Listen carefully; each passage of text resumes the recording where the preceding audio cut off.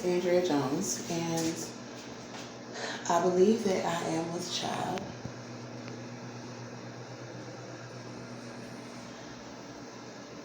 God said that I was pregnant, and I had visions of me being pregnant in the Montgomery County Jail in Conroe, Texas, in 2018 through August 22nd, 2019, when they let me out. So that was September, October, November, December, January, February, March, April, May, June, July, and they let me out August 22nd. So that was like 11 months, I suppose, if I counted the right. January, February, March, April, May, June, July, August, September. It was the end of, almost the end of September. It was September 18, 2018. So September, October, the whole month of October, November, December, January, February, March, April, May, June, July, and then they let me out August 22nd. So that was about a year. So they held me there for about a year. Okay, and I had visions of me being pregnant. So hold on, let's count that again. September 18, 2018. So it was not the whole month. So September, October, November, December, January, February, March, April, May, June, July, and then the whole month of August. So about 11 months, we'll say that. And I was having visions while I was in there that I was pregnant, and babies, having visions of children. And I told y'all that I had a son that was 22 months old when they arrested me, and that they told y'all in my videos what they threatened to do to him while I was in the jail. And I told them that I felt that I was pregnant in October, which was the second month that they brought me into the jail. So they brought me there September 18, 2018 in Conroe, Texas, in the Montgomery County Jail for shooting my baby daddy, white baby daddy, in the leg in self-defense. So the second month, they said it was 30 days to go to court for felony court. So I went to felony court like October 23rd, 2018. So before the court date, I told them that I felt the baby moving in me, that I felt that I was pregnant. And they said that I was not pregnant. They said I was lying before they did the test. And then they said that I wasn't pregnant when they did the urine sample. And I continued to have visions of me being pregnant inside of the jail, and of God fighting for me and defending me from voodoo attacks. They was doing voodoo attacks, trying to attack me in my sleep and in the cell.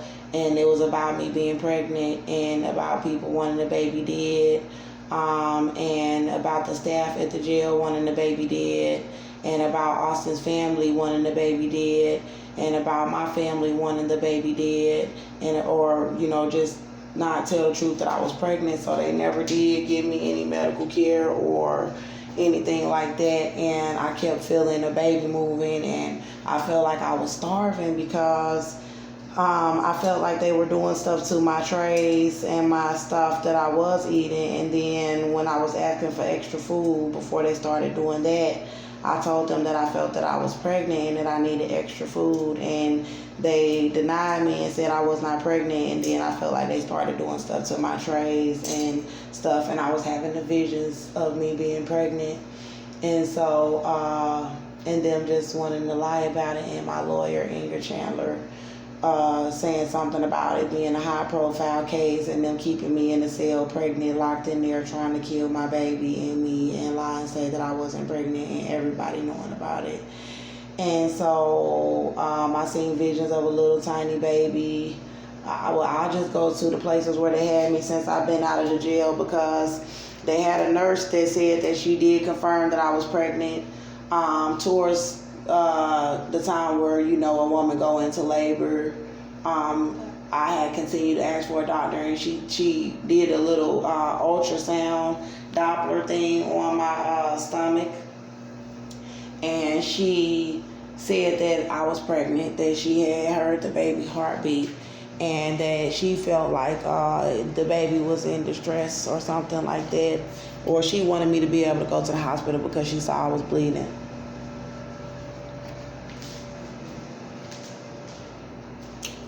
She had the doctor in the jail come and also confirm that I was pregnant and listen to the baby's heartbeat. And then they took me to Conroe Regional Hospital in a police car. I had been screaming in the back of the jail for several months, so I was well into 9 months, 10 months in the jail around the time they took me to the hospital, I believe. And I was very small, so my fundal height was not this high. It was about like right there. So where you see this, like where I'm cutting it off, that's how skinny I was. And so the doctors was like, the people that work in the emergency part was like, oh no, she's too small to have been back there that long and be 9-10 months pregnant. Oh no. And they was like, there's no way she's pregnant. But the nurse and the doctor did confirm that I was and that I am. And so they were like, I started breathing hard and all of that stuff, because I had been having some contractions and they had continued to try to kill it and abuse me, and I had starved, and so I was having the contractions, and they left me in there after I told them that I was feeling contractions and asking for a doctor in the middle of the night. My cervix had started doing all kind of stuff, and they just kept on like seeming like they were opening my stuff, and they kept doing the witchcraft and the wickedness, and God kept fighting for me, and something about me being pregnant, and then something about them taking my son and threatening him, and then they had said I wasn't pregnant in the labor and delivery unit. They refused to hook up the fetal heart monitor. They took urine just like the woman did at the jail and said that she's not pregnant. And then I told them at the hospital that the lady had used a Doppler machine on my abdomen and said that I was pregnant. She heard the baby heartbeat, and that the doctor did too, and that I needed them to hook me up to a fetal heart monitor. So at the time I was probably about like that big. And so I told her that I needed to be hooked up to the fetal heart monitor in Conroe, Texas. And she said no. The white woman said she would not hook my baby up to allow, because they wheeled us when they see me breathing hard. The man at the emergency room said, can you wheel her back to labor and delivery, because she can't give birth to no baby in this area if she's pregnant and she that small. He just was like, I can't believe that she's actually this far along and she's pregnant. I don't believe it. But then I was breathing hard and having the contractions, and it was hurting, and then she took me and laid me down in the room and made me take off my clothes and get in the gown, took urine. I had told her when she ran off with the urine, a white woman, I think she was redhead, I told her, I said, ma'am, the urine samples have already been coming back negative according to what the jail said out of all the urine samples. I said, but they used a Doppler machine and an ultrasound machine. They heard the baby's heartbeat, and we need to get the baby. I need to be hooked up to a fetal heart monitor. She said, no, you're too small. You look like you're about 20 weeks pregnant. She said, that's how small I looked. She was like, you look like you about 20 weeks, and the fetal heart monitor is not going to fit around your abdomen. And I knew she was lying, because either way, even if it was small, she still should have done some sort of ultrasound thing, just like the lady did at the jail, because she said I'm pregnant, and I was, and they lied about it. and chained me to a bed and made phone calls to lie about it, and had the doctor come in there talking about they gonna put something in my vagina to see if I'm pregnant, and then said I was bleeding, and then said that they didn't see a baby. All they saw was that I was bleeding, but they refused to do the abdominal ultrasound and detect that the baby's heartbeat and everything. So then they took me back to the Conroe Regional, they took me out of Conroe Regional Hospital and back in the police car back to the Montgomery County Jail in Conroe, Texas, and brought me back to where they was trying to murder me and the baby and say that I was not pregnant. And then they had hospital reports to lie and back them up now, because the doctors was lying for them at Conroe Regional Hospital, and the nurses was lying for them at Conroe Regional Hospital, and now they could say that I'm lying about being pregnant, and they know that I'm telling the truth. And so they kept on trying to murder me up until the pretrial on August 2019, and that was supposed to be where they get the case and stuff together. And I gave my lawyer a piece of paper with 19 911 calls, August 22nd, 2019, at the pretrial, and I had a letter written to the man, Blackjack, that they had come see me, Sterling, because I had reached out to my family, told them all I was in there pregnant, what they was doing to us. I told, everybody in the jail what they was doing to us. I wrote many statements trying to get the inmate abuse to stop and to get the medical care for the pregnancy, but they just kept on lying and abusing me in whatever way they could. And so then I had wrote a letter to the man saying that I still had fetal movements after at August, so that mean I had been in there for the 11 months, and I was still telling this man that I had the fetal movements. And when I gave her the 911 calls, I didn't realize that the letter to him was written on the back of that 911 call list, because I was having her make copies of it, and she was going to give it back to me, and I was going to send it to him to try to get me some real help, because Ingrid Chandler was my lawyer, and she was letting them leave me in there and poison my baby in me and lie and say I wasn't pregnant for 11 months. So I was going on ahead and said to him this information before the trial. The trial was supposed to be September 3rd, 2019. So I wanted somebody else to have the information before the trial as well, to make sure that the right thing happened, to make sure that they did not convict me right there in September. So that was like a week and a half later, because it was September 3rd. So if it was August 22nd when I got out, so like almost a week and so to the trial. And I was about to send Blackjack that letter in the mail. He stayed in Montgomery, Texas.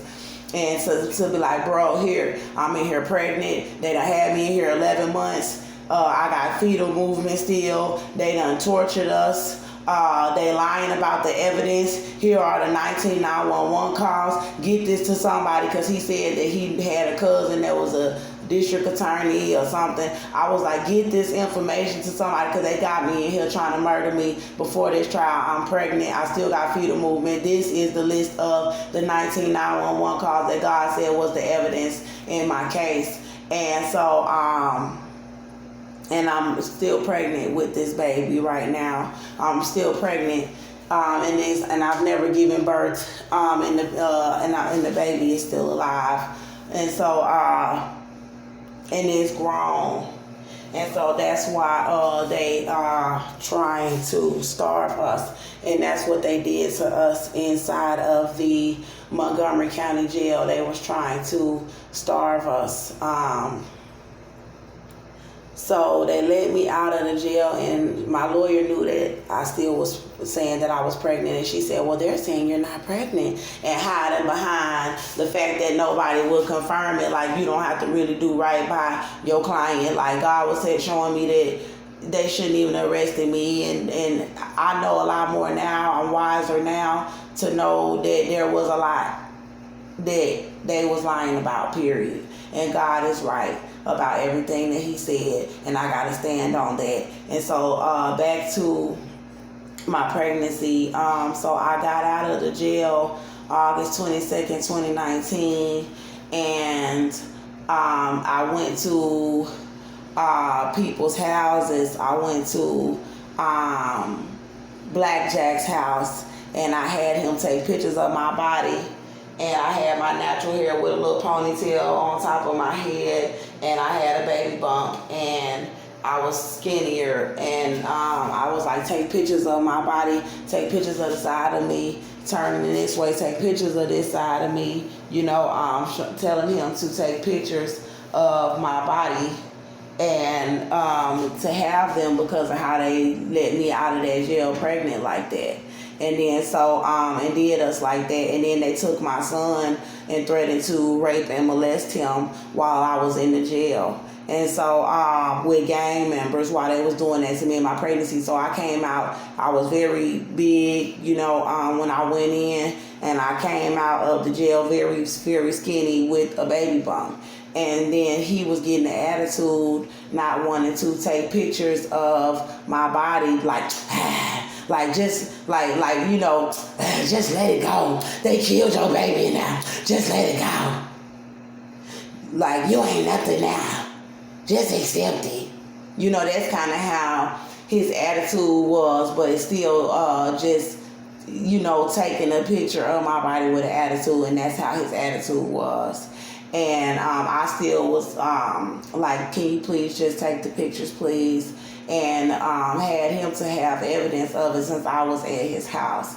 And they did that to me to show that he was a witness that I was pregnant after being out and let out of the Montgomery County Jail pregnant. So that's why they trying to kill it and lie and say it's a tumor, because everybody's seen it.